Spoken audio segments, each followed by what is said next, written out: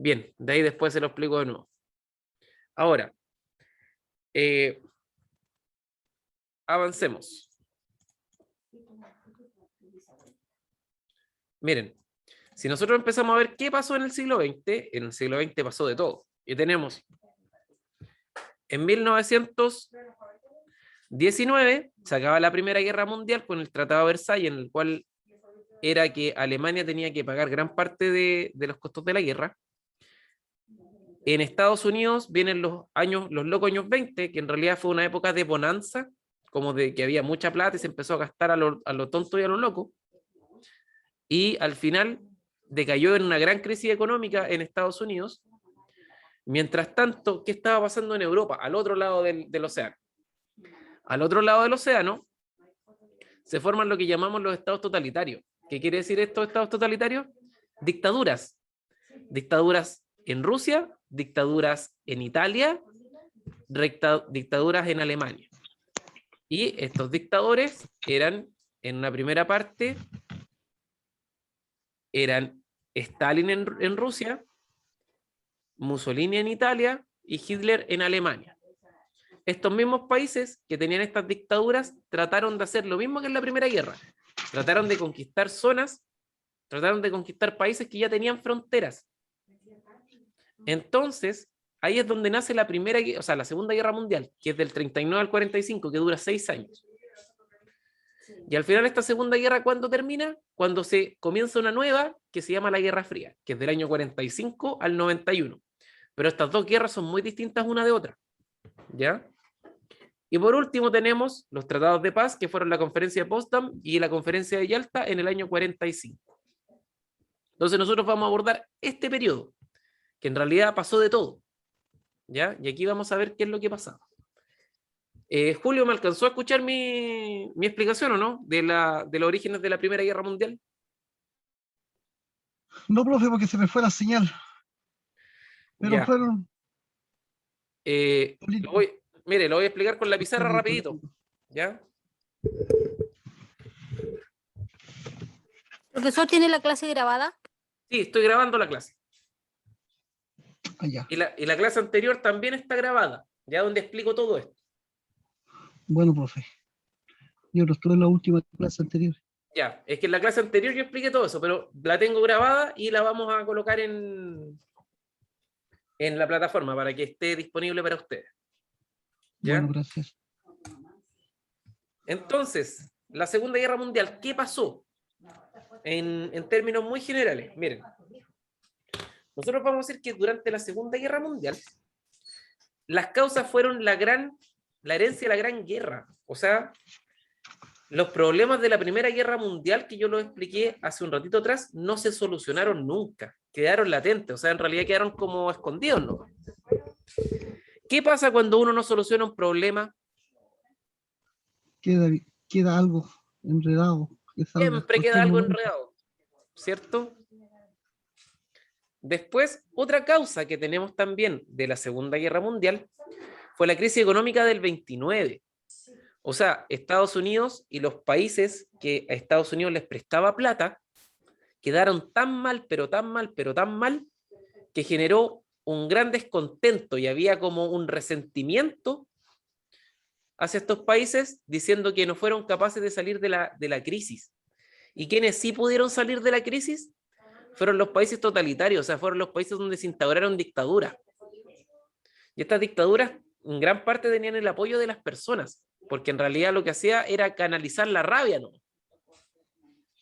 Deben pensar que estos países, como Alemania e Italia, quedaron muy devastados después de la guerra, y Estados Unidos les prometió ayuda, pero esa ayuda nunca llegó. Entonces estaban totalmente muy enojados con esto, y esa ayuda no llegó producto de la crisis del 29, porque no fueron capaces de devolver la plata que le habían prestado. Aparte teníamos una política exterior nazi, que los nazis ellos tenían una política que se llamaba Lebensraum, que el Lebensraum significa espacio vital. Este espacio vital, a ellos les dicen que en realidad ellos necesitan más territorio del que tienen para mantener a su población. Cosa que era mentira, que era una invención nomás para que creciera Alemania, ¿ya? Después tenemos los nacionalismos, ¿ya? Que en realidad, por ser el mejor y por tener un mayor estatus, también seguía la idea de que mayor territorio, mayor poder, mayor recursos, significa un mayor estatus. Y al mismo tiempo, las potencias que anteriormente siempre estaban equilibrando esta ecuación para que Alemania no se subiera por el chorro, era Francia e Inglaterra. Y estas dos potencias estaban muy debilitadas, producto también de la Primera Guerra y de la crisis económica. Entonces, ¿cuáles fueron las potencias beligerantes? O sea, ¿cuáles fueron las potencias que en este caso ellos tuvieron grandes problemas? Fue Roma, Berlín, Tokio, que en este caso vendría a ser Roma. ¿De qué capital es? ¿De qué país? Italia. Italia. Berlín. Roma, Italia. Francia, Alemania, Ya. ¿Y Tokio? Italia. Japón. Japón. O sea, estos tres países se unieron en el eje Roma, Berlín, Tokio para integrar una alianza, y teníamos otra alianza que era los países aliados, que era Inglaterra, Francia, la Unión Soviética y Estados Unidos. ¿Ya? Esto se desarrolló a través de ¿qué cosa? Primero fue una guerra relámpago en la cual la estrategia de guerra era la que tenía Napoleón: llegar a un territorio muy rápidamente, corriendo, tomarlo de sorpresa, aniquilar a las tropas y seguir avanzando, ¿ya? Por eso se llama la guerra relámpago o Blitzkrieg. Después tenemos la invasión a la URSS, que en realidad los rusos, o sea, perdón, los alemanes quisieron invadir a los rusos. Después tenemos la guerra en el Pacífico Oriental, o sea, la guerra de Japón en el mar. Después viene la contraofensiva soviética. Los soviéticos, en este caso los rusos, se recuperan y van de nuevo a recuperar lo que habían perdido. Por último tenemos el desembarco en Normandía y la toma de Berlín. Y para finalizar esta guerra, ¿qué pasó? Se colocan dos grandes tratados, que es la Convención de Yalta, el Tratado de Potsdam y la creación de la ONU. Y las consecuencias, aquí estoy haciendo un resumen general de todo lo que estamos viendo, es la destrucción de la economía europea. O sea, evidentemente, si a usted le bombardean la fábrica, le bombardean la casa, le bombardean hasta el perro, no va a quedar nada. Alrededor de 50 millones de muertos. Tenemos un holocausto judío, o sea, que se matan cerca de 6 millones de judíos. Se reconfigura el mapa europeo, los países cambian de nuevo. Estados Unidos y la Unión Soviética se levantan como los dos grandes ganadores de la guerra y quedan como potencias, que desde ese punto nace la Guerra Fría y el mundo bipolar, y también el tercer mundo y la descolonización. O sea, producto de esta guerra cambió de nuevo la configuración geopolítica. O sea, vamos a ver cómo cambia de nuevo la geografía, o sea, la geografía política, cómo cambian, en este caso, los mapas, cómo cambian las fronteras y cómo cambia la forma de ver el mundo también. ¿Dudas hasta el momento? Todas. ¿Me escuchó, profesor? Porque dije sí, todas. Ya, eso me interesa. Todas. ¿Ya? Porque ahora las vamos a empezar a despejar. Miren, ¿cuáles fueron los antecedentes de la primera, o sea, de la Segunda Guerra Mundial? ¿Qué pasó antes de la Segunda Guerra Mundial? Miren, la no resolución de los problemas de la Primera Guerra Mundial, o sea, nunca se solucionaron esos problemas. Quedó la herida ahí todavía viva. ¿Ya? Y esta herida se agudizó ¿con qué? La crisis del 29, que no había plata, o sea, aparte, estaban enojados como heridos en la moral, heridos en el bolsillo, y junto con ello el afianzamiento del discurso nazi, que el discurso nazi decía: nosotros somos pobres por culpa de los negros, nosotros somos pobres por culpa de los judíos, nosotros somos pobres por culpa de esto, pero yo los voy a sacar adelante. O sea, siempre había como un Mesías. Hitler era como un Jesús, ya que él iba a solucionar todos los problemas del mundo. Más adelante, nosotros teníamos una agresiva política de retórica expansionista. O sea, ¿qué quiere decir esto? De que los países como Alemania, Italia y Japón, ellos querían conquistar territorios que no les pertenecían. Entonces, ellos lo hicieron y fueron a conquistar y a ocupar militarmente zonas para quitársela a otros países. ¿Ya? Por otra parte, también tenemos la Guerra Civil Española, ¿ya? Que la Guerra Civil Española, vamos a decir que fue como un intento de la guerra, o en este caso un ensayo de la guerra para probar los armamentos, ¿ya? Entonces, en la Guerra Civil Española hubo un golpe perpetrado por Francisco Franco, quien él era un fascista, o sea, era muy cercano a las ideas de Hitler, en contra del gobierno del Frente Popular, que era un gobierno democrático que había ya. Movilizó tropas alemanas e italianas a favor de Franco y la URSS hizo lo mismo del lado republicano, ¿ya? O sea, fueron a probar sus armas, fueron a decir, a ver, vamos a ver cómo nos va a caer la Guerra Civil Española y vamos a ver cómo vamos a andar en la guerra.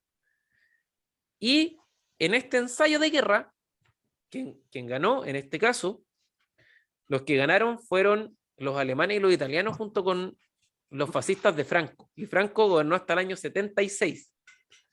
O sea, una dictadura larguísima dentro de España.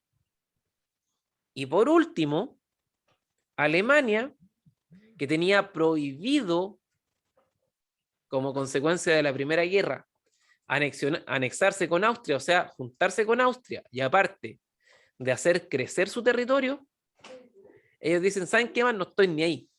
Se anexionan con Austria en el 38 y con los sudetes checoslovacos en el 39. O sea, lo que tenía prohibido Francia, que era juntarse con Austria para formar un imperio de nuevo, lo hicieron. ¿Y cuál era la excusa que tenían los alemanes?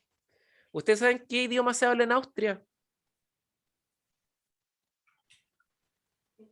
Sueco. En Austria se habla alemán. Y en los sudetes checoslovacos se habla checo y se habla alemán. Entonces, los alemanes dijeron, ¿saben qué más? Como todos hablan alemán aquí, vamos a hacer un solo país y un solo imperio. Es como que nosotros decimos en Chile. ¿Saben qué más? Los argentinos, los bolivianos, los peruanos y todos para arriba hablan español. Bueno, todos nos vamos a llamar Chile ahora. Y todo va a ser controlado desde Chile. Eso fue lo que empezó a pasar. ¿Ahora les va quedando más claro? Sí, profe. Ahora sí. Ya. ¿Ve? Por eso vamos ahí pasito a pasito. Japón estaba haciendo lo mismo y Italia estaba haciendo lo mismo. ¿Ya? ¿Cuáles fueron los bandos en este caso? O los países que se juntaron para pelear la guerra. La Alemania nazi, el Imperio japonés y la Italia fascista, todos ellos tenían esta misma idea de expansionismo, o sea que ellos querían crecer. ¿Ya?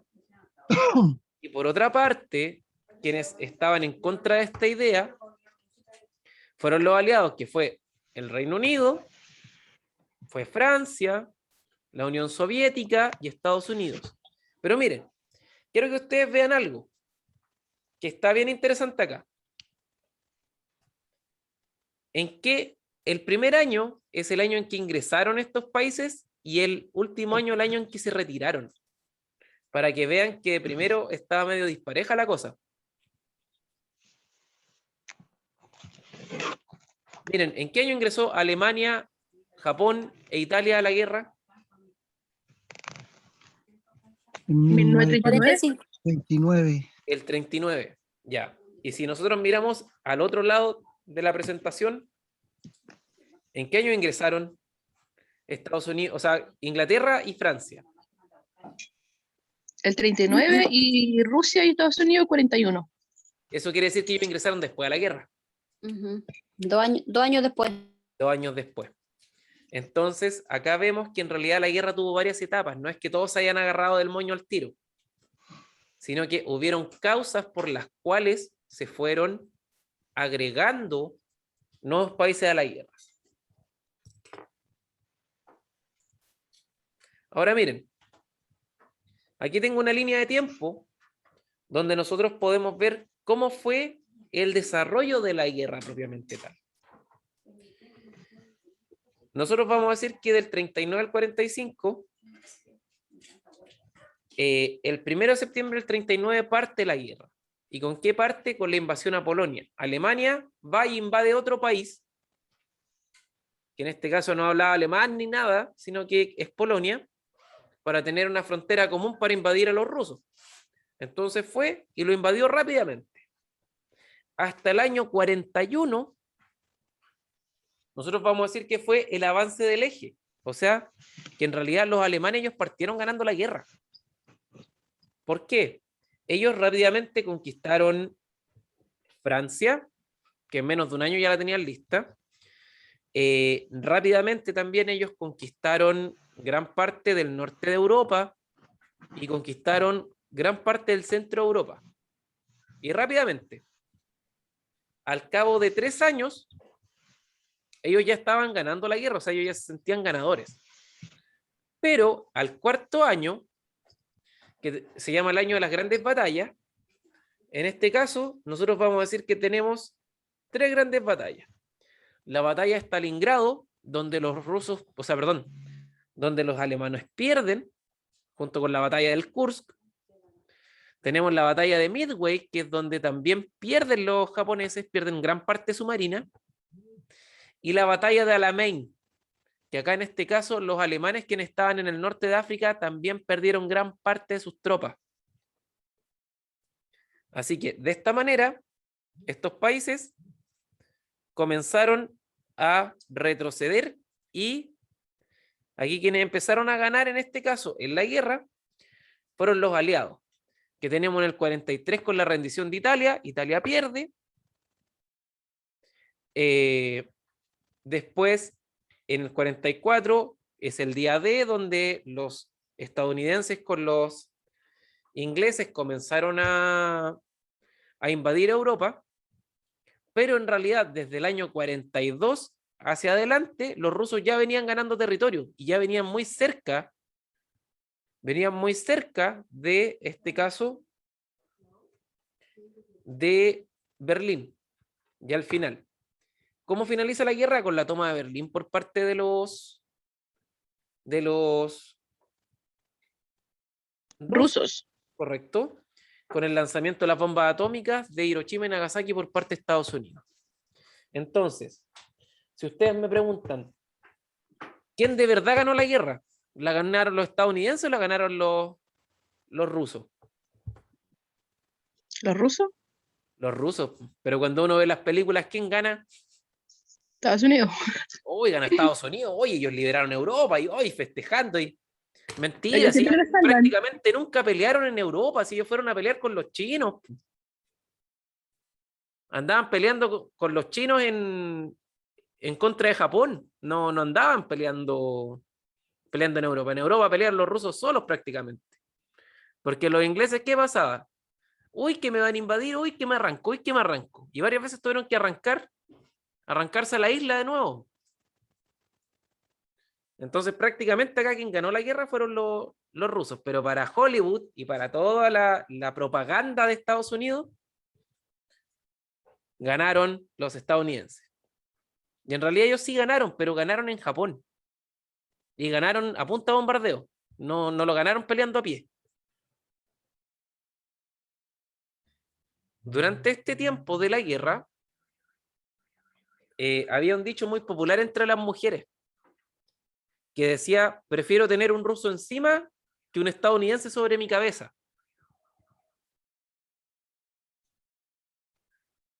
O sea, ellas preferían que los invadieran los rusos a que los estadounidenses les tiraran bombas, Bombardearan. a que bombardearan. ¿Ya?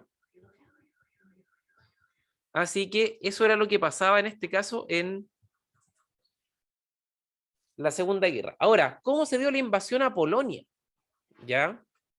El 1 de septiembre del 39, Alemania invade Polonia Occidental, o sea, la frontera que tenían ellos, la invaden, y el 17 de septiembre la URSS hace lo mismo. O sea, ellos estaban de acuerdo, porque inicialmente había un pacto entre los rusos y los alemanes de no agresión.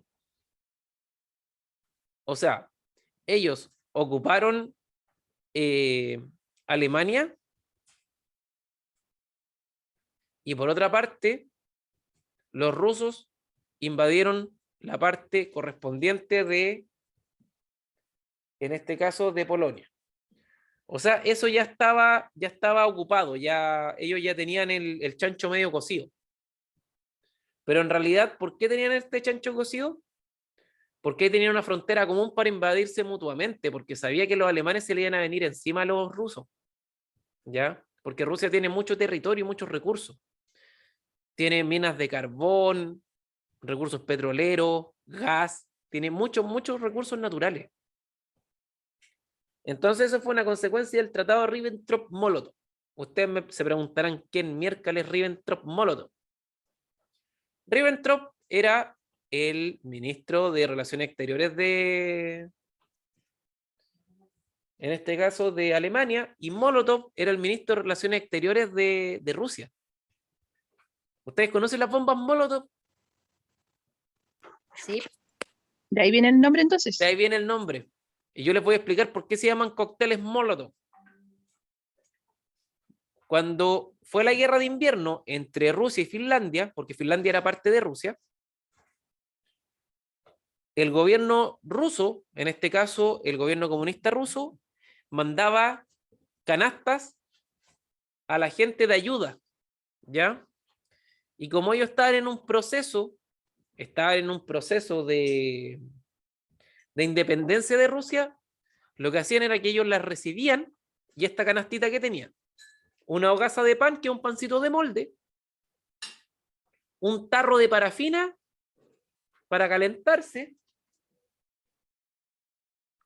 4 litros de leche en botellas de vidrio y tela, para que ellos se pudieran fabricar, en este caso se pudieran vender. ¿Qué hicieron los fineses de Finlandia? Los fineses botaron el pan, cortaron la tela, le hicieron mechas, botaban la leche y le ponían la parafina dentro de De la botella de leche. las botellas de vidrio. Y eso se lo tiraban a los tanques. Y desde ahí nace lo que nosotros conocemos como la bomba Molotov. ¿Por qué? Porque se hacían con las canastas Molotov. ¿Ya? Así que ahí aprendieron de dónde vienen las bombas Molotov. No, profesor, aprendimos a hacerla. Ya. Digamos que tengo cierta experticia en hacerlas también. Ya. Pero en todo caso con parafina no resulta mucho porque se aumentó. Ya. Avancemos. ¿Sabe eso? También sabe eso. Hay que hacerlas con 93. Esa dura más. Ya. Ahora, Bueno, súper. el frente occidental. ¿Qué estaba pasando ahora? Ya que los alemanes se fueron, por una parte, se fueron a invadir Polonia, y por otra parte, ¿qué estaba pasando al otro lado de Europa? En 1940, un año después de haber invadido, en este caso, Polonia, los alemanes se van en la bélica, o sea, se van en la loca, ¿ya? Y ellos dicen, nosotros vamos a invadir Dinamarca, Noruega, Bélgica, Países Bajos y Francia. O sea, fueron con todo, fueron a invadir a todos los países vecinos. Y todos estos países vecinos, ellos, al final, algunos resistieron, otros quedaron bajo el dominio, pero quien perdió en este caso fue Francia. Francia se tuvo que dividir en dos. La parte norte, donde estaba París, fue la zona donde ellos ocuparon, en este caso, los alemanes, y la zona sur fue la zona libre, ¿ya? Entonces, Francia perdió la guerra y la perdió al tiro, y la parte que quedó resistiendo fue la parte sur de Francia, ¿ya? O sea, Francia duró menos que un Candy en este caso, ¿ya? No duró absolutamente nada en la guerra. Y después tenemos lo que nosotros vamos a llamar en este caso la Operación Barbarroja. ¿Ya? La Operación Barbarroja era que Hitler dijo, vamos a invadir en este caso Moscú, o sea, vamos a invadir a los rusos. Porque el objetivo que tenía Hitler era echar a los rusos lo más hacia el este posible para él poder quedarse con todo ese territorio que era un territorio muy rico, ¿ya? Entonces Hitler ordenó en el 41 la invasión de la Unión Soviética. Y esto nosotros vamos a decir que se llamaba la Operación Barbarroja, rompiendo el pacto de no agresión del 39 entre las dos potencias. O sea, primero pactaron de que no se iban a agredir y después Hitler los invade, o sea, los traiciona. Posteriormente, los alemanes ocuparon grandes extensiones de terreno, pero no lograron entrar a Moscú. O sea, no alcanzaron a tomar la capital. A ver, para que ustedes hagan una idea. ¿Cuándo están peores los caminos? El invierno. En invierno, ¿cierto? Pero ahora usted piense que este invierno no es como el que tenemos nosotros, sino que este es un invierno de nieve, ¿ya? Entonces, ¿los caminos con nieve son transitables? No, O sea, sí, se pueden transitar. Son pero menos, transitables Pero todavía. pero usaban mulas y carritos nomás, menos escala. carretas. O sea, usted con cadena se puede meter donde quiera, ¿ya? Hola, amigo Rigo. Pero, ¿qué pasaba en primavera? En primavera pasaba lo que nos pasa a nosotros en invierno acá. Todo se vuelve un barrial. Entonces, aunque yo tenga las mejores cadenas, yo voy a quedar embarrado hasta los tuétanos, ¿ya? Por ende, aunque yo tenga mulas, tenga caballos, tenga tractores, tenga lo que tenga, no voy a salir de ese barro. Y lo que hicieron los rusos fue esperar eso. El invierno fue muy duro y cuando empezó a salir el sol y se empezó a descongelar, los agarraron en el barro. Entonces, en el año 43, el ejército soviético derrota a los alemanes en Stalingrado. Y después Alemania no pudo mantener la ventaja en Europa del Este. ¿Por qué? Porque el mismo barro no los dejaba avanzar y los rusos estaban acostumbrados, pues para ellos era algo de todos los días, pues no, el barro no era problema. Por eso, ¿ustedes conocen los vehículos Lada o no? Los que van quedando, sí. Ya, ¿se acuerdan que había un Jeep que es el Lada Niva? Sí. Es el mejor 4x4 que hay sobre esta tierra. Y es producto de lo mismo, o sea, uno tira un Lada Niva al barro y no quedan pegados en ninguna parte. Porque están hechos para el barro. Y uno los verá que son como incómodos y todo el cuento, pero no hay mejor 4x4 que un Lada Niva. Y el otro es que se reparan con alambre también. Así que en el 43 se empiezan a devolver en este caso los soldados por parte de la Unión Soviética, ¿ya? Y aquí es cuando la Unión Soviética empieza a retomar el poder. Ahora, ¿qué estaba pasando en el Pacífico? O sea, ¿qué estaba pasando en este caso en Japón? ¿Se acuerdan que yo les dije que Estados Unidos llega más tarde a la guerra?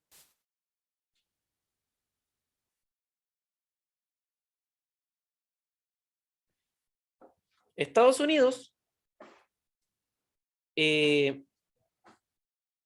atacó de sorpresa unas bases que estaban en Pearl Harbor, que Pearl Harbor es una islita que está en Hawái. Para que se hagan una idea, Pearl Harbor está a la izquierda del mapa, ¿ya? Que es una islita que está ahí chiquitita. ¿La pueden ubicar?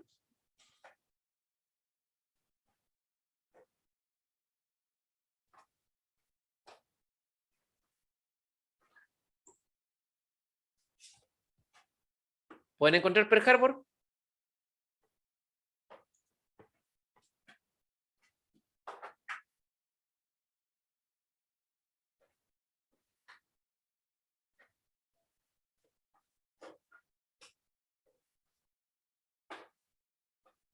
Sí, donde dice Isla Hawái, por ahí está. Ahí mismo está. Abajo del Océano Ya. Pacífico. Correcto. Entonces, lo que hicieron fue los japoneses que ellos se fueron volando en sus avioncitos hasta atacar la flota que estaba ahí. ¿Ya? Durante el año 42, Japón demostró un enorme poderío de armas y fuerza y sus disciplinados ejércitos. O sea, el problema de Japón era que ellos tenían muy buenas armas y tenían muy buen ejército, pero eran muy poquitos. ¿Ya? Y ellos en realidad lo que les interesaba era conquistar toda la parte de China y las islas que estaban por ahí entre medio.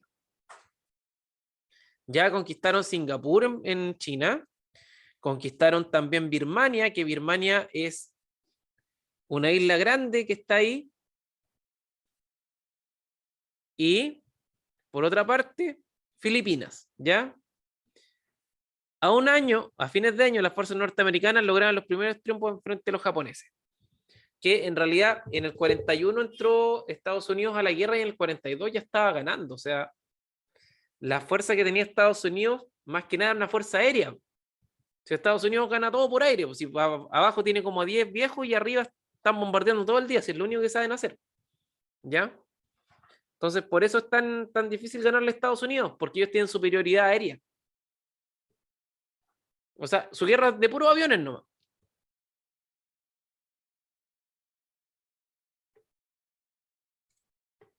Y por último, hacia el fin de la guerra, nosotros vamos a hablar de la batalla de Berlín. ¿Qué pasó en Berlín? El ejército rojo venía avanzando desde el frente oriental, o sea, ellos venían avanzando desde Rusia en adelante, y las tropas que tomaron Berlín venían desde el frente ucraniano y bielorruso. La toma de la ciudad se prolongó desde el 20 de abril del 45 hasta el 2 de mayo del 45. O sea, estuvieron abril y mayo. O sea, estuvieron como 3 semanas ahí peleando casa por casa. ¿Ya? Hasta que el 2 de mayo del 45 las últimas tropas se rinden. Esta fue una de las partes más terribles de la guerra. ¿Por qué? Les explico. Cuando llegaron los rusos, los alemanes ya estaban muy cansados de la guerra, ya no querían más. Y ellos convocaron a cualquier persona que pudiera estar en pie y que pudiera tomar un fusil y combatir contra los rusos. Fueron niños, fueron ancianos, fueron mujeres. Cualquier persona que pudiera tomar un fusil se les obligaba a ir a pelear. Entonces, al final, eso hizo que el 8 de mayo del 45 los alemanes firmaran su rendición incondicional ante los rusos. ¿Ya? O sea, al final, ¿quién derrotó a los alemanes? Fueron los rusos y no fueron los estadounidenses.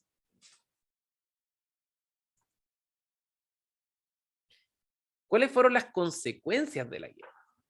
¿Ya?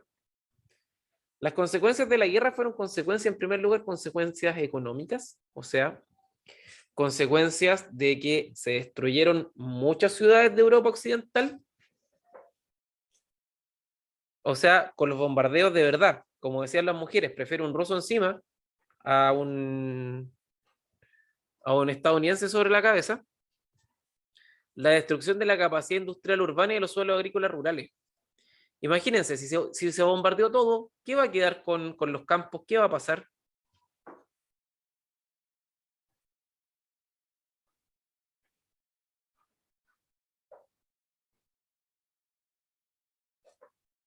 ¿Qué pasaría con el campo si usted le bombardean su campo? Se acaba Está todo todo lo bombardeado, que cosecha. todo se destruye, O sea, queda todo destruido. para empezar, ni siquiera usted puede plantar al tiro porque es muy probable que hayan bombas ahí todavía, que no Todo explotaron. contaminado. Segundo, está en una crisis económica súper mala, o sea, ni siquiera tiene para comer usted y va a tener para tener semillas. Otra cosa, se pierde la mano de obra, o sea, gran parte de las personas que mueren acá son hombres.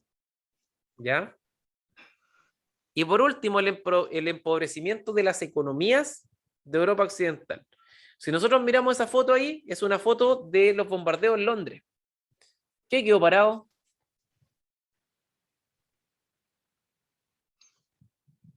se ve un edificio.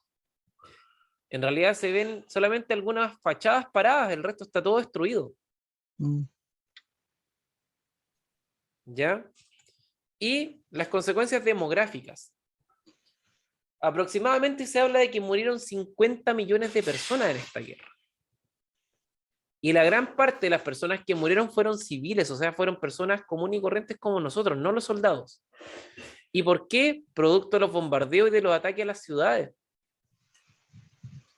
Y justo con esto hay que considerar que cerca de 6 millones de judíos fueron asesinados en los campos de concentración. O sea, como Hitler decía que la culpa toda la tenían los judíos, ellos comenzaron a eliminar a los judíos. Y cerca de 6 millones de judíos murieron. Si ustedes ven esa foto, miren las condiciones que está esa pobre gente. flaquísima. Flaquísima, porque ellos los Mm, dejaban morir de hambre. ¿Ya? Los dejaban morir de hambre y cuando ya no podían más los mandaban a trabajar para que murieran de cansancio. Entonces, al mismo tiempo, también hubo un genocidio de casi 2 millones de chinos a manos de los japoneses. O sea, los japoneses también empezaron a matar chinos. A esos tenían más pega, pues esos no iban a acabar nunca de matar chinos. Porque esos sí que son hartos. ¿Ya? Y como consecuencia de todo este proceso, para finalizar la guerra se crea la ONU, la Organización de las Naciones Unidas. ¿Y cuál es el principal organismo de la ONU o qué es lo principal que ellos hacen? En este caso es la resolución de conflictos de forma pacífica. ¿Ya? O sea, yo, ¿qué voy a hacer? ¿O qué voy a decir? Yo voy a decir que para resolver mis problemas y para evitar otra guerra, mejor resolvámoslos por la vía diplomática. Y para eso vamos a crear una organización, que es la Organización de las Naciones Unidas. ¿Ya? En junio del año 45, en la conferencia de San Francisco, en San Francisco, California, Estados Unidos, se genera esta organización y que contaba con 51 países inicialmente. ¿Ya? Los fines de la ONU fueron fijadas en la Carta de las Naciones Unidas. ¿Y cuáles son como las grandes opciones que entrega la ONU? El primero es el mantenimiento de la paz, la seguridad internacional, de manera que las soluciones pacíficas sean las que predominen al haber conflicto, o sea, que no entremos en guerra. ¿Ya? La segunda es el reconocimiento del derecho a la libre determinación de los pueblos, es decir, que cada nación es libre de elegir el camino que desea seguir. Tercero, el estímulo, o sea, el desarrollo y estímulo de los derechos y libertades, o sea, que usted es libre y tiene igualdad de condiciones. Y por último, el cuarto principio es la cooperación pacífica en cuestiones económicas, sociales, culturales, educativas y sanitarias. O sea, estos organismos hacen que nosotros no nos peleemos, no nos desangremos, ni nos terminemos matando, producto de la Segunda Guerra Mundial. ¿Ya? ¿Qué les parece si nos tomamos un descansito? Ok, para tomar un té. Sí, para tomar un tecito. 1:15 nos juntamos. Ok, profesor. Ya. Nos vemos. Vayan a tomarte, yo estoy acá en un cerro. Ya. No tengo té, no tengo nada. Pero llévese un termito, po. No, pero ¿para qué? Ya. No es Los necesario. pequeños dulces, para Ya. endulzar la vida. Para endulzar la vida.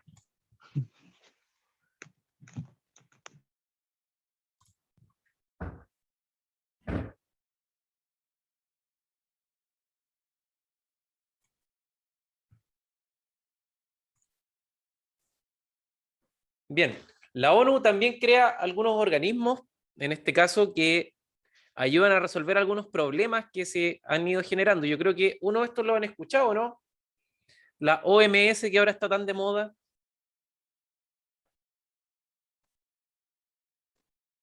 ¿Alguien sabe lo que es la OMS? ¿O la Organización Mundial de la Salud?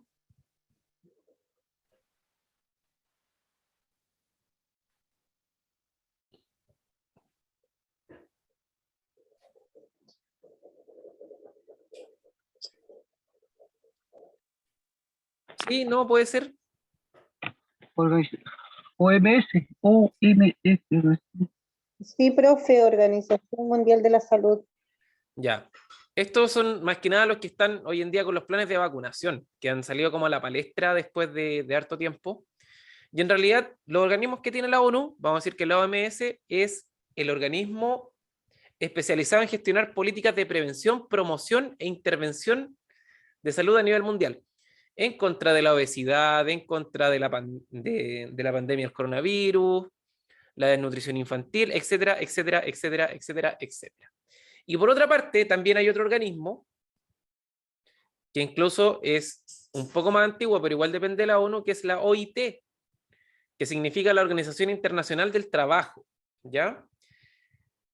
¿Qué se preocupa la OIT? Se preocupa de los asuntos laborales al trabajo y las relaciones laborales. Esto tiene que ver con la regulación de la jornada, tiene que ver también con la fijación de los salarios mínimos. Y esto fue fundado el 11 de abril de 1919 en virtud del Tratado de Versalles. O sea, esto viene desde la Primera Guerra Mundial. Y se complementa con la Declaración de Filadelfia de 1944, que al final termina de depender de la ONU posteriormente. Y por último, las consecuencias territoriales de la guerra. O sea, ¿qué pasó? ¿Qué hizo que cambiara en la guerra? Dice, los aliados se reparten las zonas de influencia en Berlín y el resto de Alemania. O sea, Alemania pierde la guerra y se la reparten, ¿ya? Una parte es la RFA, que es la República Federal Alemana, y otra es la RDA, República Democrática Alemana, que quedan parte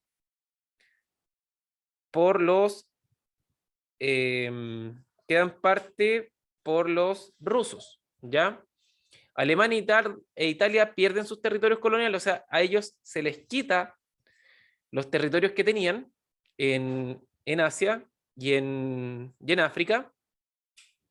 Japón, quien también había crecido, también perdió sus anexiones asiáticas y es ocupado por tropas estadounidenses. O sea, durante mucho tiempo Estados Unidos se queda en Japón, ¿ya? Para que ellos no vuelvan, en este caso, a generar los mismos problemas que generaron anteriormente. Se crea la ONU y parte la Guerra Fría con una división de dos bloques. Es el bloque del capitalismo con Estados Unidos y el comunismo con la URSS, ¿ya? Y así es como termina la Segunda Guerra Mundial. ¿Preguntas, dudas, consultas?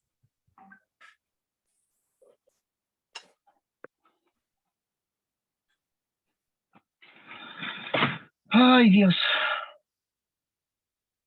Muchas, ¿cierto? Hay muchas preguntas incógnitas, dijo. Ya. ¿Vamos a la pizarrita a resolver estas dudas?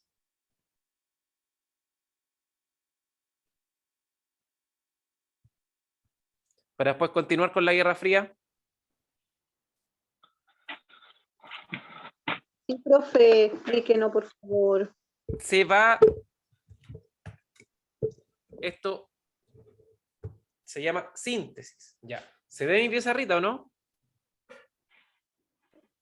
Sí, sí, sí, sí. Ahí se ve.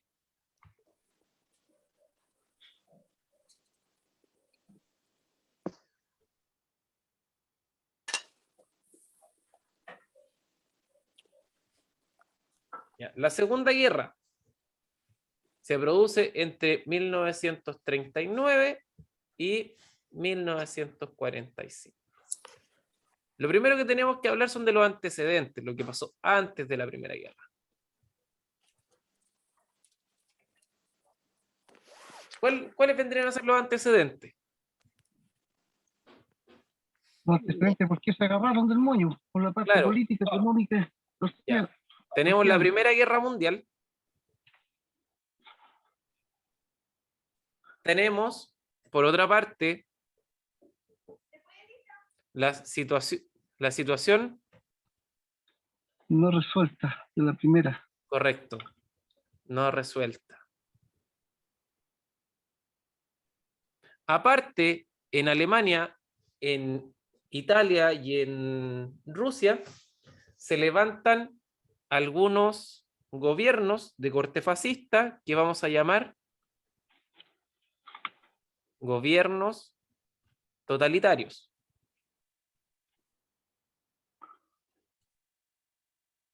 Y estos gobiernos totalitarios eran Italia,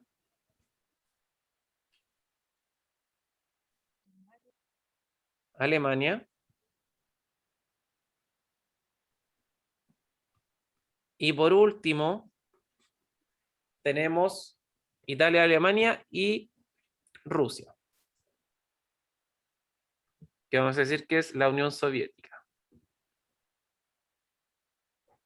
Aparte de estos gobiernos totalitarios, tenemos la política expansionista,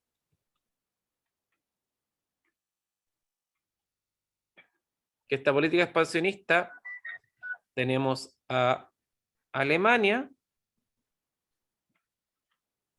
en Europa,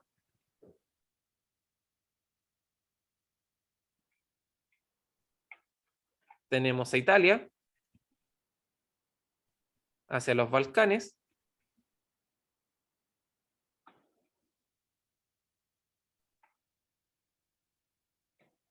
y tenemos también a Japón hacia Asia. Y aparte de esto, previo también tenemos una política de acuerdos, ¿ya? Tenemos tratados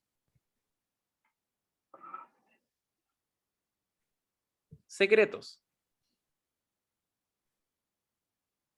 Y estos tratados secretos, vamos a decir que tenemos el anticomunista y tenemos el Ribbentrop-Molotov, ¿ya? O sea, son varias cosas que se empiezan como a juntar. ¿Ya? Esto, ¿qué desencadenó? Desencadenó la formación de bandos.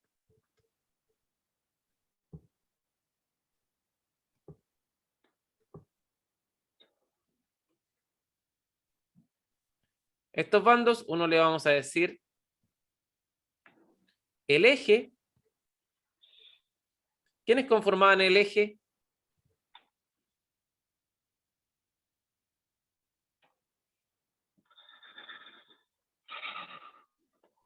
Alemania.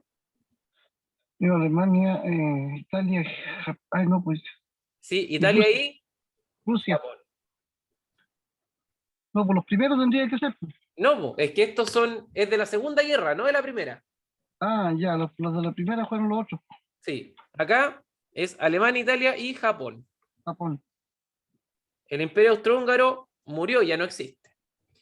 Y por último, también tenemos la generación de otros bandos que se llaman los aliados. Y estos aliados son Inglaterra,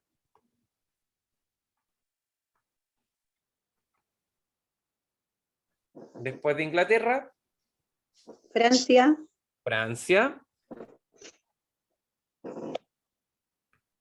y al y final Unión salieron dos más. Soviética. Unión Soviética y Estados Unidos.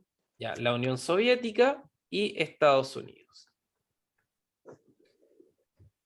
Estos bandos se pusieron a pelear producto de, vamos a decir, la causa inmediata, que es lo que detona la guerra.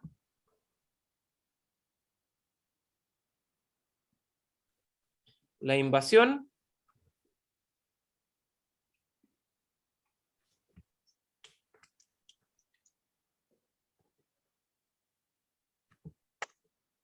de Alemania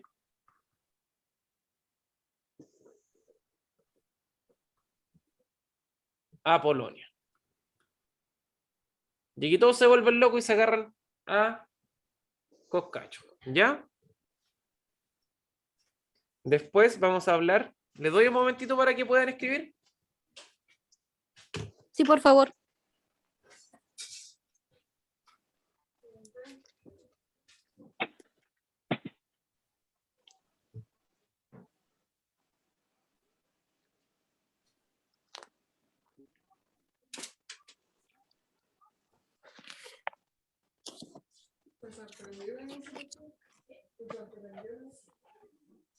Cállate.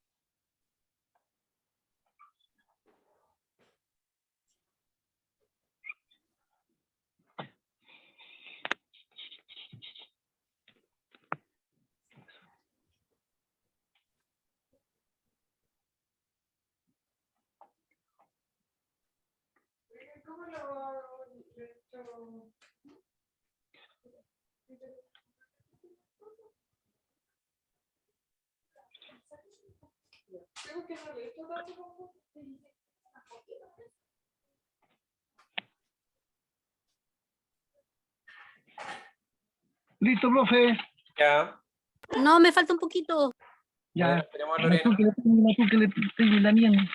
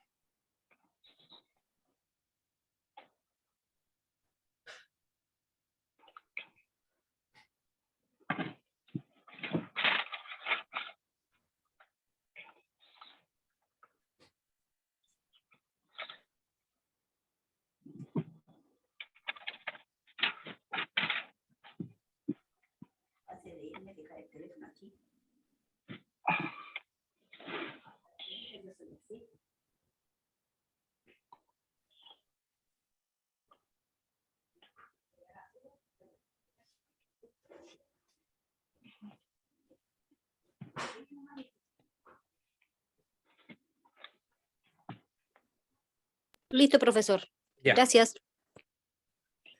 Entonces, para ir recapitulando, en sí nosotros vamos a hablar que los antecedentes en realidad eran la gran deuda que quedaba desde la Primera Guerra Mundial, ¿ya? Que fue una situación que no se resolvió bien. Aparte, llegaron unos gobiernos, unas dictaduras a Italia, Alemania y Rusia que estaban muy vinculadas con el nacionalismo, con ser el mejor, con crecer, con tener mayor cantidad de territorios. Y esta política expansionista se generó en Alemania, en Italia y en Japón, y junto con eso se hicieron tratados secretos, ¿ya? Los cuales decantaron después la formación de bandos, que tenemos el eje y tenemos los aliados, y esta situación explotó cuando se invadió Polonia en 1939. ¿Ya? Ahora vamos a hablar del desarrollo de la guerra.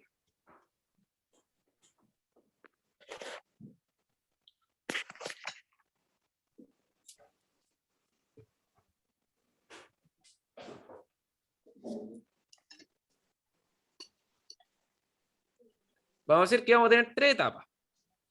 Vamos a tener una etapa que se va a llamar de 1939 hasta 1941, como el avance del eje. Después tenemos 1942 como las victorias aliadas.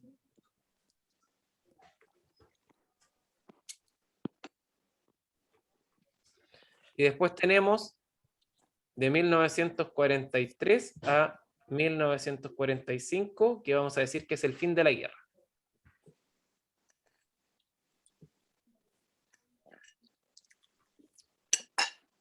Ya. El avance del eje, esto se caracteriza ¿por qué? Por las victorias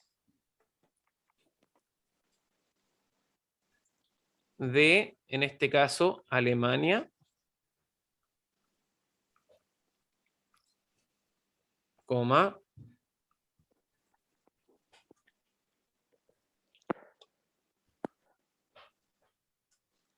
Japón y además de Italia.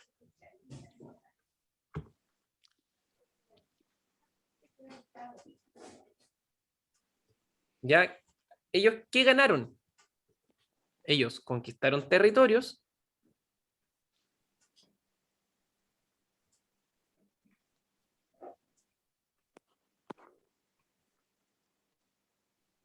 en Europa,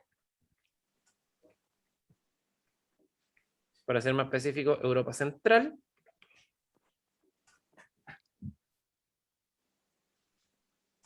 el oeste de Rusia y el norte de África.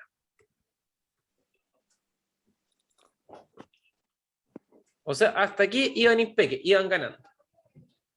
Pero en el año 41, en 1941, se integra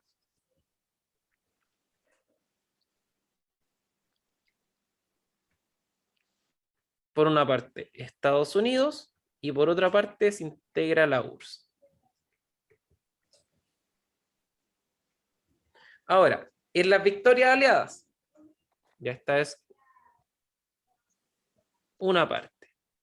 Las victorias aliadas, que el año 42 se produce la pérdida. Hola, vecina. ¿Cómo le va? La pérdida de Japón.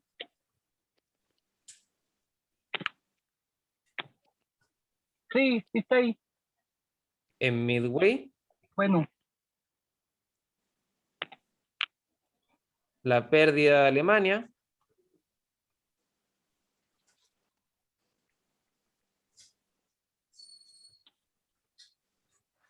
En Stalingrado.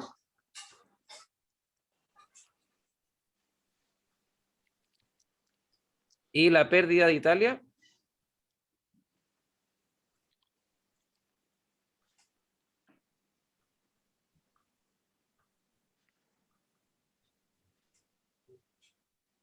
en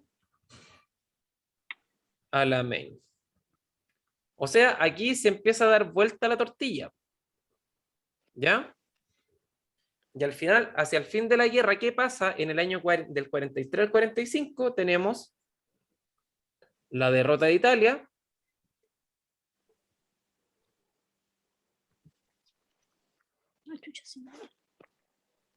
Esto fue en el 43.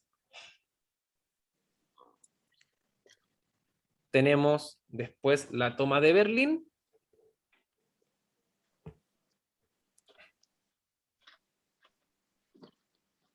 No miento, me adelanté. El día D, que fue en 1944, día D de dedo,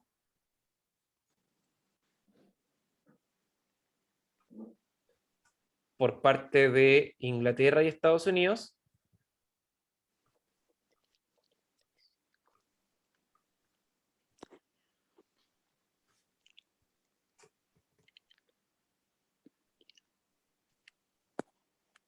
Y tenemos por fin la toma de Berlín.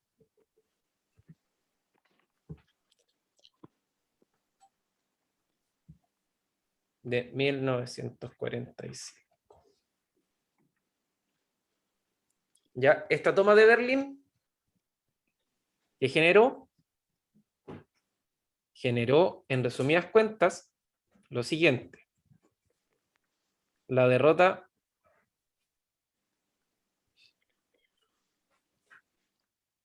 alemana. Y el lanzamiento de las bombas atómicas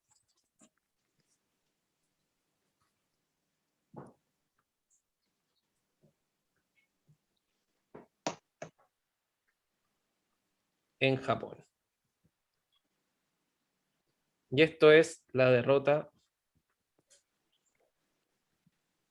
de Japón.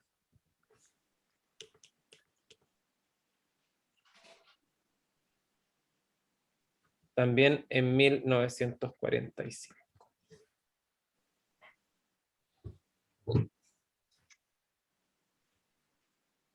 Ya, ahí los dejo anotar un ratito. Profesor, me quedó una duda. Cuénteme. Dice en 1942 victoria de los aliados y Sí. para abajo me parecen 3 pérdidas, no victorias. No, pues que Esos fueron los que ganaron primero. es que esos fueron, ellos ganaron, po. Ganaron los aliados. O sea, por ende, ¿quién perdió? Perdió los alemanes, los Mm, rusos. Perdió Japón, ya, perdió Alemania, es el desglose. Italia. Ya, ahí lo entendí. ¿Ya?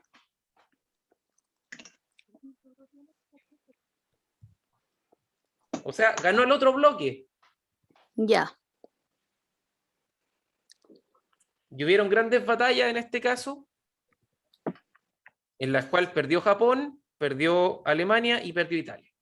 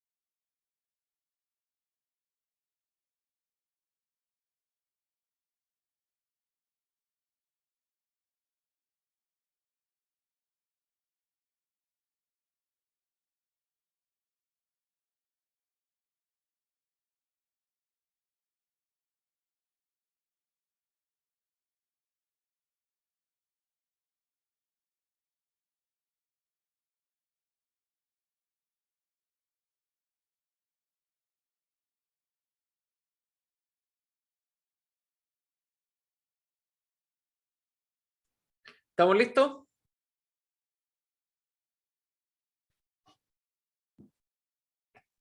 Sí, profesor.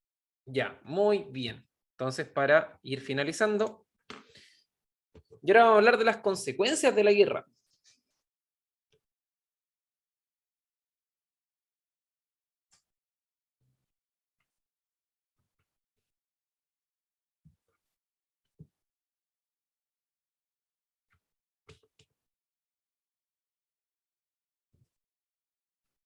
Estas consecuencias de la guerra nosotros las podemos dividir en consecuencias económicas,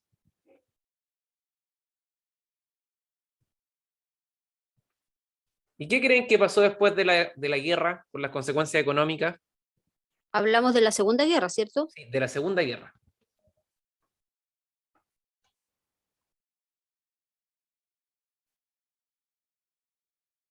¿Qué se destruyó? Los territorios. Correcto. Entonces vamos a decir que fue destrucción de los campos y las fábricas.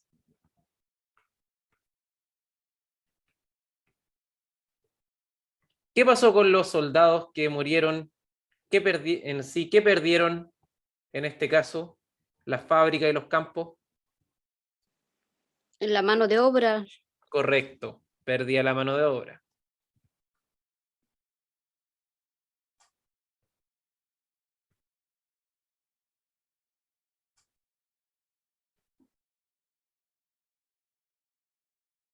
¿Y qué trajo esto? La destrucción de los campos y las fábricas, más la pérdida de mano de obra.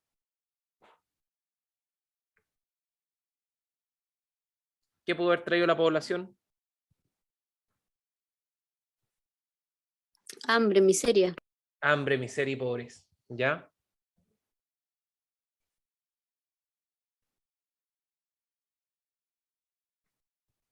Pobreza. Ya, ahora vamos a hablar de las consecuencias territoriales.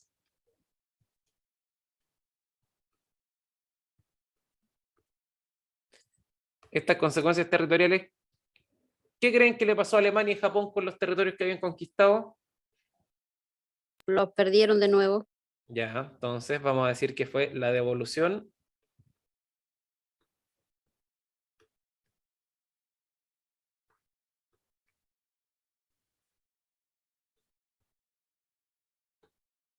de los territorios por parte de Alemania y Japón. ¿Qué otra consecuencia territorial creen que pudo haber pasado acá? ¿Qué pasó con el mapa europeo? ¿Habrá cambiado, no?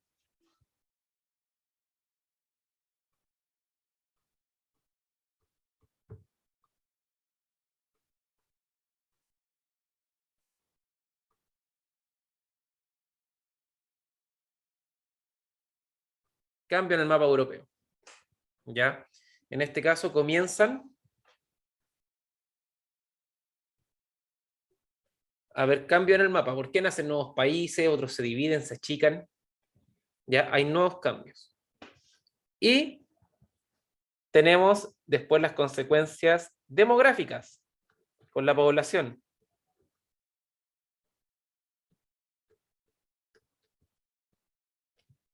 ¿Qué creen que pasó con la población? ¿Cuántas personas murieron en la guerra? 60 millones. Demasiadas, muchas. Disminuyó la gente en los pueblos. 50 millones. 50 millones de muertos. ¿Ya? También bajó la natalidad.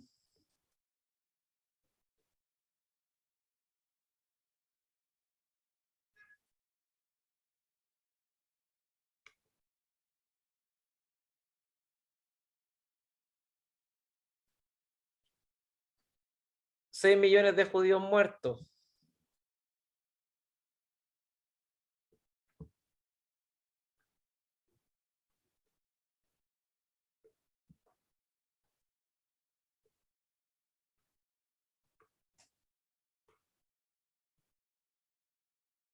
por los nazis.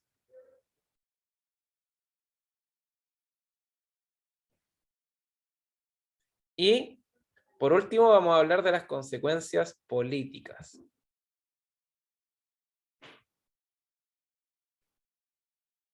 Acá en las territoriales me faltó algo. La repartición de Alemania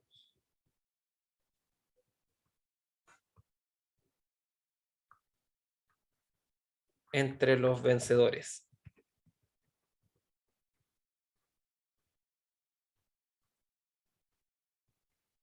RFA, que fue Inglaterra, Francia y Estados Unidos. Y por otra parte la RDA, que fue para la Unión Soviética, para la URSS. Y fue en ese tiempo que se creó, o sea, se construyó el muro de Berlín para El dividir muro de Alemania. Berlín fue un poquito después. Fue en los años 60 con la Guerra Fría, que lo vamos a ver en la próxima clase. Ah, ¿Ya? Porque en realidad ellos se repartieron el país, pues dijeron ya, ¿saben qué más? Vamos a repartirnos el país. Y la capital Berlín también se la repartieron.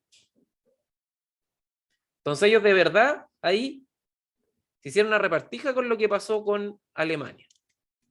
Ya. En las consecuencias políticas. Las consecuencias políticas más importantes fueron la creación de la ONU,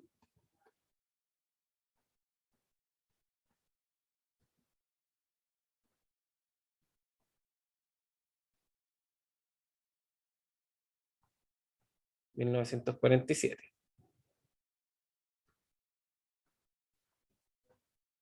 Vamos a decir que Estados Unidos y la URSS surgen como superpotencias.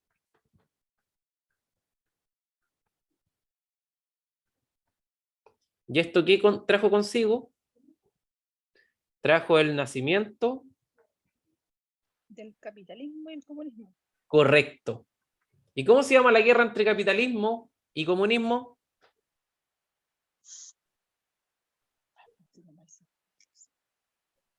Vamos a hablar de la Guerra Fría. Ah, eso es. Aquí fue. Se acabó una guerra y empezó otro al tiro. Ah, Yo hablaba con el otro grupo que tenía hace un rato atrás y les preguntaba si es que ellos se acordaban de la caída del muro de Berlín. Y gran parte de ellos eran jóvenes, no se acordaban.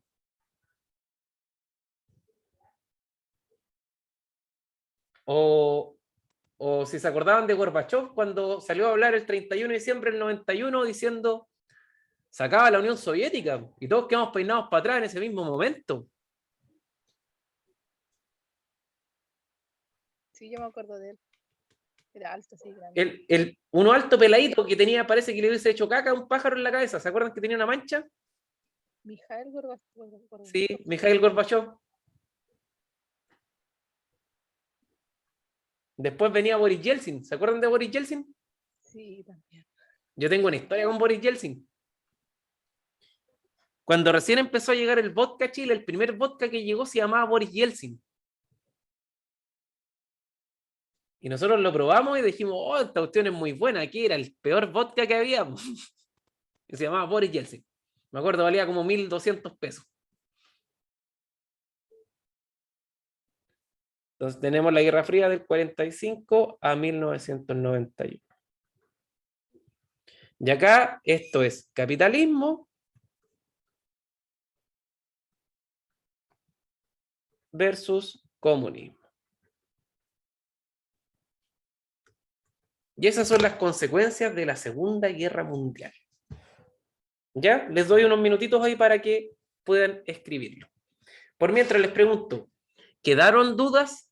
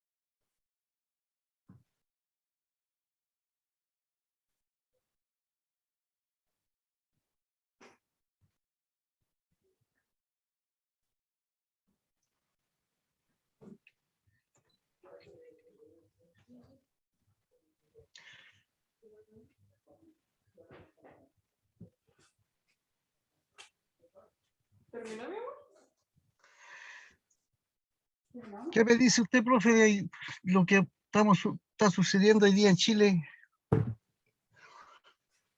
Pero, ¿en qué sentido, Julio? Cuénteme. En el sentido del político.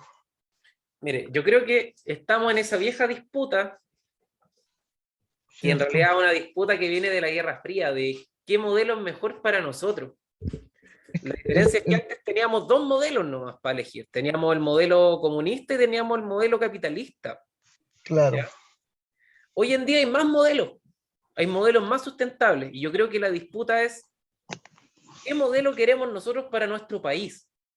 Si ya sabemos que el modelo capitalista clásico, ese modelo neoliberal que tenemos, no nos causó riqueza, ni tampoco nos causó bienestar al pueblo. A unos pocos sí, pero al pueblo Claro. no. A los grandes nomás. O Capitalismo. sea, los ricos se volvieron más ricos, los pobres fueron más pobres. Más pobres. Entonces, la gran pregunta es ahora, ¿qué vamos a optar? Yo, por ejemplo, digo, el mito del Chile blanco uninacional, que somos todos unos bajo una misma bandera, se cayó, nunca existió, fue un mito nomás. ¿Por Y qué? nunca va a Porque, existir. claro, y porque somos un país, para empezar, mestizo, y en segundo lugar, también somos un país que es plurinacional. Claro. O sea, si empezamos a considerar todos nuestros pueblos originarios, Aipupeña y Pulamien, son un pueblo que tiene una identidad propia. En el norte también. Los aymaras tienen una identidad propia. También en este caso, los Rapanui también tienen una identidad propia. La gente del sur también tiene una identidad propia. Entonces, bajo esa idea de que somos todos una sola nación, una sola bandera, un solo país, es un mito. Nunca fue así, sino que se instauró como mito fundacional de Chile. Eso es el país unitario. Entonces yo creo que sí se merece cabida a nuestros pueblos originarios y a nuestras formas de vida que son tan propias de nosotros. O sea, si a nosotros nos ponen y nos comparan con alguien del norte, nosotros tenemos formas muy distintas de vivir y formas muy distintas de ver la vida también. Exacto. Entonces, la gente del norte goza de un buen clima, se preocupa de otras cosas. En cambio, para nosotros es primordial, por ejemplo, más que tener un buen auto, es tener una buena casa que nos resista al invierno. Claro.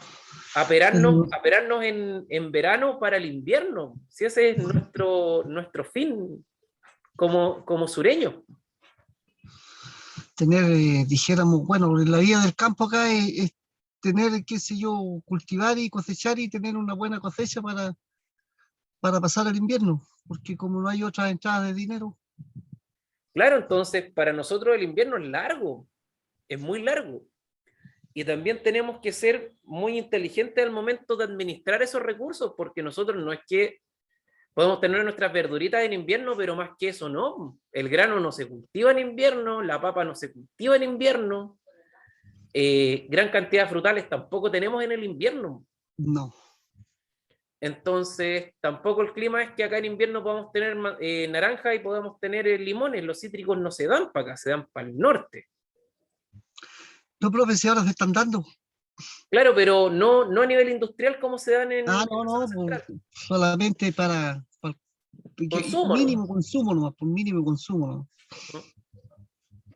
Entonces, eso mismo a nosotros nos preocupa y nos hace preguntarnos qué país queremos o qué Chile queremos, qué modelo económico queremos. ¿Queremos un modelo más sustentable, más amigable con la tierra?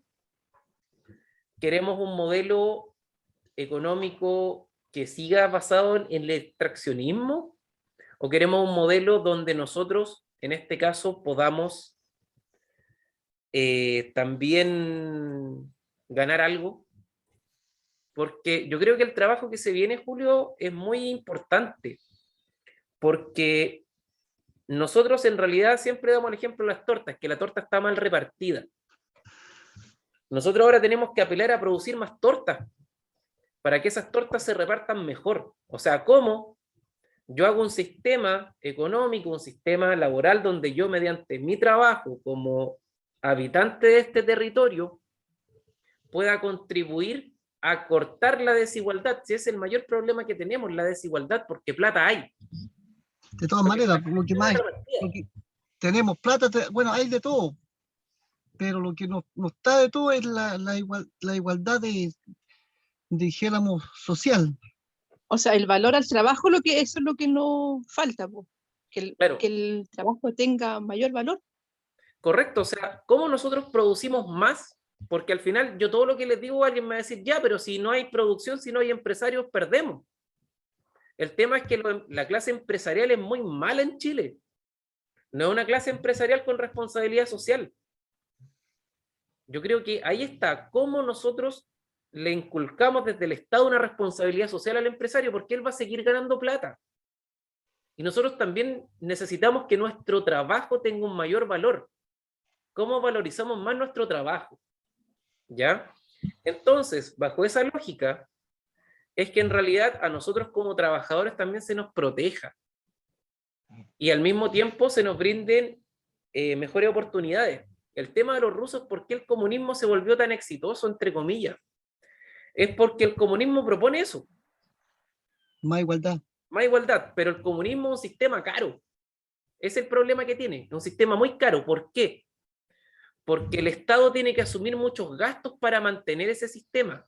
Entonces, en la medida que un Estado comunista es exitoso, en la medida de que produce mucho. China, por ejemplo.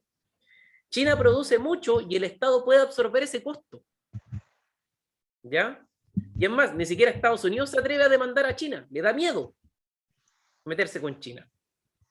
Porque China reparte y al mismo tiempo genera más tortas. En cambio, la lógica neoliberal tradicional que tenemos en Chile nos dice que en realidad no podemos producir más tortas, porque si producimos más tortas se nos van a ir los empresarios. Entonces no podemos darle una mayor cantidad, y eso es mentira, eso es una mentira. ¿Por qué? Porque para los empresarios que ganen menos, Chile sigue siendo un gran negocio. Entonces váyanse a producir a África. No van a ganar lo mismo. Vayan a producir a América, tampoco van a ganar lo mismo. O si van a Europa, ganan mucho menos. Entonces sigue siendo un gran negocio. Y esa es la gran mentira de que hoy las empresas se van a ir. No, de Claro, eso no se va a ir. eso, po. Hay mucha ignorancia, la gente cree todo lo que dicen, lo que dice la televisión, y no ve más allá. El control de los medios es otra cosa, o sea, la derecha controla abiertamente los medios. Eso es lo que está pasando, que hoy día lo que es todos los medios de comunicaciones inflan tanto a las grandes empresas y no miran dijéramos, al pequeño. O sea, yo... Piensa que lo único que los grandes empresas la única en el país, y no es tan así la cosa.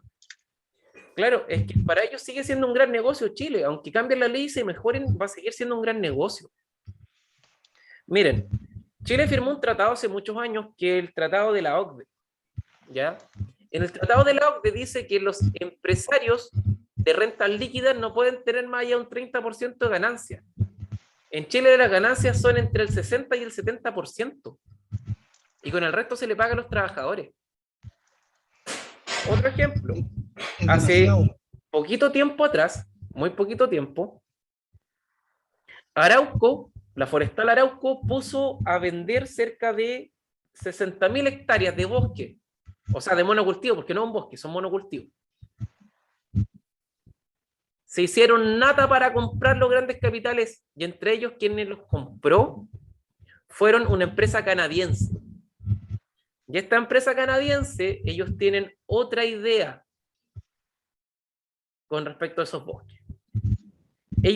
La idea de ellos es darle un valor agregado y que los bosques se trabajen desde la comunidad. O sea, ¿qué quiere decir esto? Que los mismos trabajadores sean del mismo territorio donde se explota ese bosque, porque ellos conocen mejor que nadie ese negocio, y por otra parte ellos también saben que si se apresuran mucho en hacerlo se van a quedar sin pega. Entonces eso vuelve más sustentable esto. Y el gran problema que se tiene hoy en día, si hablamos nosotros del conflicto propiamente tal, es la propiedad de la tierra. Gran parte de la propiedad de la tierra dicen, no, es que no hay un catastro, no hay un registro. Comisión Verdad y Nuevo Trato, año 2005, Gobierno de Lagos, se llegó a la conclusión de que faltan 1 millón de hectáreas de terrenos indígenas, que fueron rematados ilegalmente desde la dictadura hasta el año 90, por parte de la contrarreforma agraria, ya que eran tierras que sí tenían dueños y que fueron confiscadas y rematadas por parte del Estado para estos grandes grupos económicos, como el caso de Forestal Arauco, la CMPC y toda la industria papelera en Chile. ¿Ya? Así que ahí tenemos algunas respuestas. Y Maquiavelo, quien es un gran pensador del siglo XVI, él decía, miente, miente que algo queda. La instalación Era del que decía discurso, también el que decía el fin justifica los medios también. correcto, es el mismo. Sí. O sea, de todo lo que yo digo, de todo lo que yo miento, algo va a quedar en la cabeza, se van a instalar ciertos discursos. Y eso es lo que estamos desanclando esos discursos. Y por eso nosotros decimos que en Chile hay mucha ignorancia. Pero Es más, yo siempre los hago cuestionar a ustedes lo que yo digo también, yo creo, ¿y porque usted yo cree tampoco soy el dueño de la verdad. pero por qué viene esa ignorancia? ¿A Porque, quién la hemos uy, aquí, ¿por qué viene esa ignorancia? Eso viene desde hace muchos años, desde que se creó Chile. Andrés Bello, quien es uno de los grandes personajes de la historia chilena, él decía que al pueblo había que darle barniz de ilustración nomás, por encimita. ¿Por qué? Porque el pueblo, siendo ignorante, se puede controlar más fácil. Es más fácil controlarlo. Y desde hace algunos años hasta el día de hoy, el mismo sistema educativo es un sistema de ignorancia. El mismo sistema educativo chileno a nosotros no nos vuelve seres pensantes, sino que nos vuelve seres que repiten. Entonces, personas como yo que tratan de combatir eso, son muy mal mirados por el sistema. Que al final es la única parte donde yo no puedo medir, o sea, donde yo puedo invitar a criticar, donde yo puedo invitar, en este caso, a pensar, son en estos modelos alternativos, como son las universidades y son estos programas. Porque aquí yo no tengo el ministerio encima. Oye, ¿usted qué está diciendo? Tampoco ustedes me van a grabar y me van a ir a acusar a la Superintendencia de Educación, porque es educación de adultos. Porque hoy día, bueno, yo me he dado cuenta, la gente, a lo menos la gente del campo, las comunidades acá, que yo soy dirigente de comunidades, de asociaciones de comunidades. ¿Ya? Entonces, sé que hoy día la gente, cuando uno va con la verdad diciendo las cosas, como es el dicho, más fácil le queda ir a engañar a la gente va a creer más el engaño que la verdad que le va a decir uno. Porque cuando va con la verdad, dice, bueno, ¿cómo lo va a hacer este tipo? ¿Quién es para venir a hacer estas cosas? ¿O de dónde lo va a sacar las cosas que realmente está proponiendo? Entonces cuesta hoy día. Yo no entiendo por qué la gente, con toda la tecnología que hay, todavía está tan atrasada acá en la región. Es que a nosotros se nos quitó un ejercicio que es muy básico, Julio, que es el ejercicio de observar. Cuando uno observa, se da cuenta de cosas. ¿Ya? Ahora, ¿cómo los antiguos aprendían? Ellos aprendían observando. O sea, los antiguos ellos miraban el ciclo de la naturaleza y ellos se daban cuenta de que en cierta época era bueno plantar, que en cierta época era bueno abonar, que en cierta... y eso se va transmitiendo. Y a nosotros lo que se nos quitó en este caso fue la opción de mirar, observar y aprender, sino que se nos enseñó solamente a repetir. Y eso pasa con la gente, que la gente que tiene menor acceso a la educación repite, repite y repite el mismo discurso hasta que se lo creen. O sea, eso que el mercado se regula solo es mentira. No. Si el empresario puede ganar el 99%, lo va a ganar. Si él lo quiere, lo gana. Lo gana. Claro. Entonces no se regula. Y lo que nos falta a nosotros, en el fondo, es regulación. Nadia.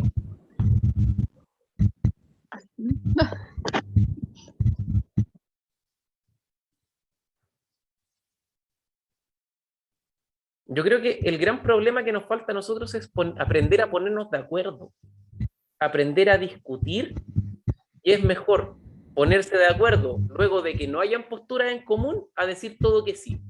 ¿Por qué? Porque ahí de verdad sale un aprendizaje. El aprendizaje sale del error. Y ese es el peor problema que tenemos, que todos queremos aparentar con ideas y nos cuesta mucho ponernos de acuerdo.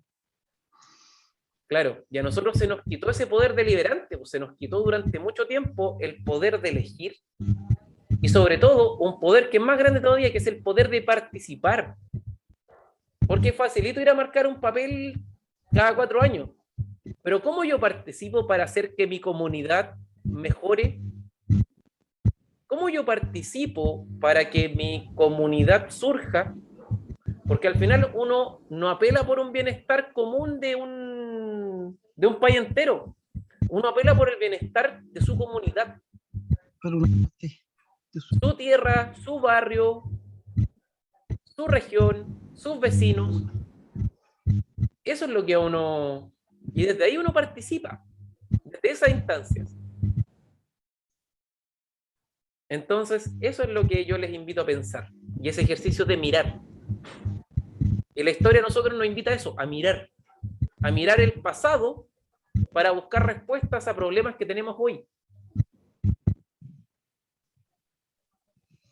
y si vimos el pasado, Y también a informarse harto pues, sobre cosas que hay tanta ignorancia sobre cosas que han pasado y la gente todavía... aquí llegamos a lo que es la Guerra Fría. Miren, yo les comento, yo leo 3 o 4 diarios. Leo El Mostrador, leo La Tercera, leo El Mercurio y leo Ciper. Y los 4 diarios que son muy distintos. La Tercera es liberal, El Mercurio es de ultraderecha, Ciper es una agencia libre de periodistas y por último El Mostrador es de izquierda. Y de esas 4 visiones yo empiezo a sacar información y empiezo a informarme yo, a sacar conclusiones de lo que voy leyendo.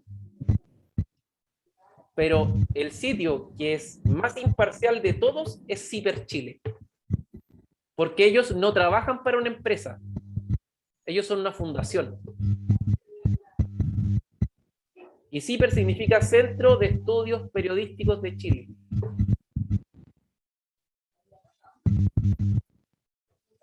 Así que eso. Les quería comentar algo. Hoy en la tarde nosotros tenemos clases, ¿cierto? Sí, profe. Mire, yo por temas personales no puedo hacer la clase de la tarde. Se las quería dejar para otro día. ¿Qué día les conviene? Tendría que ser un día de, bueno, a mí es que yo trabajo de la mañana y después de las 2:30 de la tarde ya quedo un poco más desocupado. ¿No? Sí, la idea, yo propongo hacerlo esto como a las 6 de la tarde, un día de Eso semana. mismo le voy a decir, profesor, porque yo trabajo de 8 de la mañana a 10 de la noche y viajo, solo ando en auto todo el día. Pero ¿Ya? si me avisan un día como a las 6, puedo estacionarme y recibir la clase.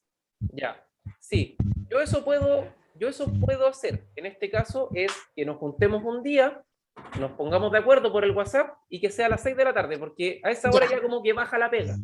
Sí, por favor. Es que yo justo traslado gente, llego justo a las 6 de la tarde. El lunes no, sí, por favor. El lunes el no, lunes porque estoy fuera. Sí, el lunes no. Ya, entonces yo voy a escribir en el grupo ¿Ya?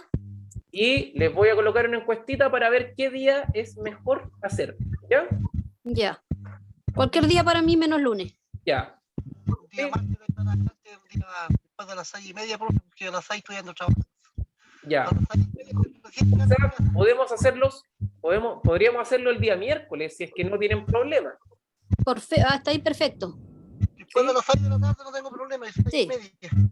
Ya, entonces lo realizamos el miércoles en la tarde. Ya. Bien, me despido.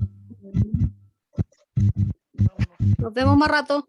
¿Verdad que más rato no puede? No, más rato no. Nos vemos el Ya, miércoles. ok. Ya, El miércoles a las 6. 18:30. 18:30.